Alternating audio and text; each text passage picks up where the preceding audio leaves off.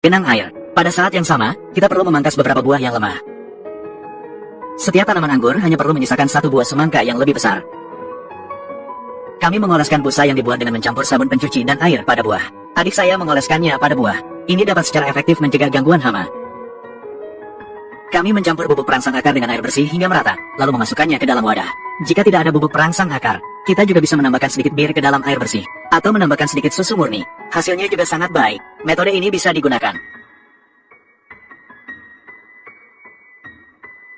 Setelah 65 hari, semangka sudah tumbuh cukup besar. Selama ini kita bisa mencari beberapa jaring untuk mengikat di bagian bawah semangka, untuk mencegah semangka yang terlalu besar menjatuhkan penyangga. Setelah 80 hari, ukuran semangka meningkat dengan cukup signifikan. Selama ini kita juga tidak perlu memperhatikannya, cukup menyiramnya saja. Sudah melihat sampai di sini, keluarga. Jika Anda merasa metode ini bermanfaat, kami berharap Anda memberikan kami satu klik gratis dan mengikuti kami, agar tidak kesulitan mencarinya nanti saat perlu melakukan operasi. Terima kasih banyak. Setelah 100 hari, semangka yang kita tanam di ember sudah bisa dipanen.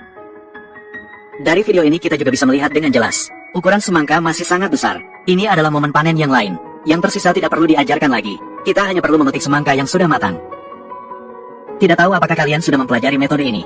Video kali ini sangat komprehensif. Nilai sisa wadah, dari perkecambahan benih hingga pembibitan, kemudian pembuatan wadah dan pengelolaan di tengah periode. Kami akan membagikannya tanpa ragu kepada Anda. Senang bisa membagikannya kepada Anda.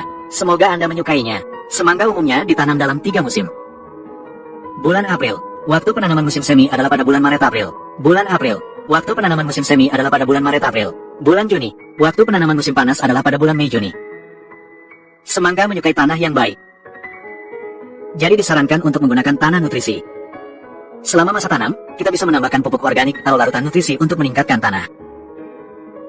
Saat menyiram, kita hanya perlu menjaga metode menyiram kering lalu basah.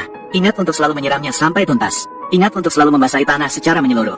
Namun jangan biarkan tanah tergenang air. Lainnya kita ikuti operasi melalui video. Ikuti video. Jika tidak suka dengan metode ini, kamu juga bisa melihat video-video saya sebelumnya. Semuanya sangat menarik, dan sebagian besar bisa ditanam di balkon.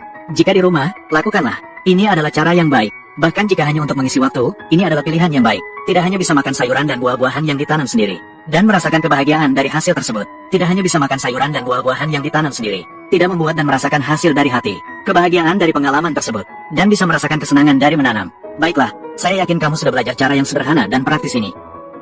Kita akan mengakhiri di sini. Sudah berakhir, dan saya juga akan terakhir. Jika bisa, mohon beri kami dukungan dengan like dan follow gratis. Terima kasih banyak. Semoga setiap harimu selalu bahagia. Semoga setiap pembelian membawa kebahagiaan. Saya tidak akan pergi.